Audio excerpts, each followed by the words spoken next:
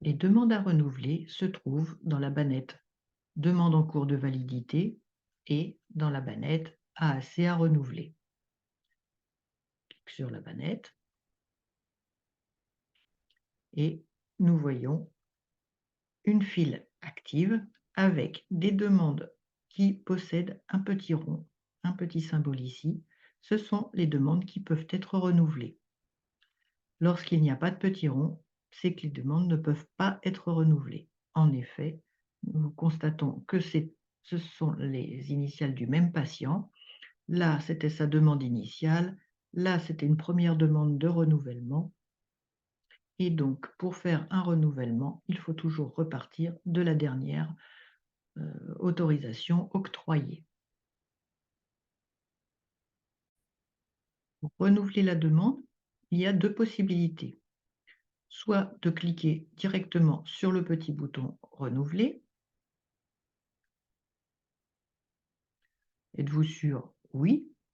Soit cliquer sur la demande et cliquer sur le bouton « Renouveler ».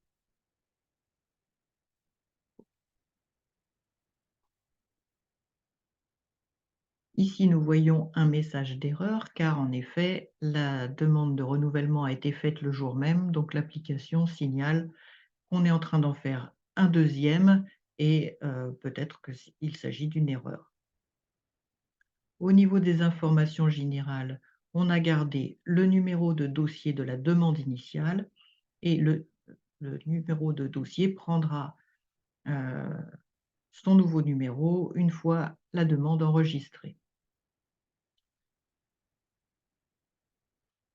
On peut vérifier les informations du prescripteur, les informations de la PUI, les informations concernant le patient, notamment si son poids n'a pas changé.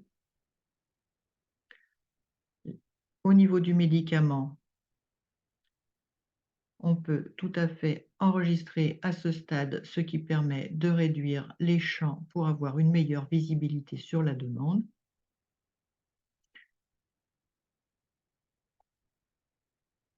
Tout est conforme.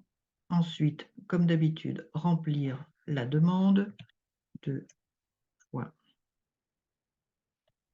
jour. Une association thérapeutique, oui ou non. Une demande pour une durée de 3 mois. Je suis conforme au référentiel, inutile de justifier la demande. J'enregistre. Je ferme mon onglet. Et vous voyez qu'un nouvel onglet renouvellement est apparu.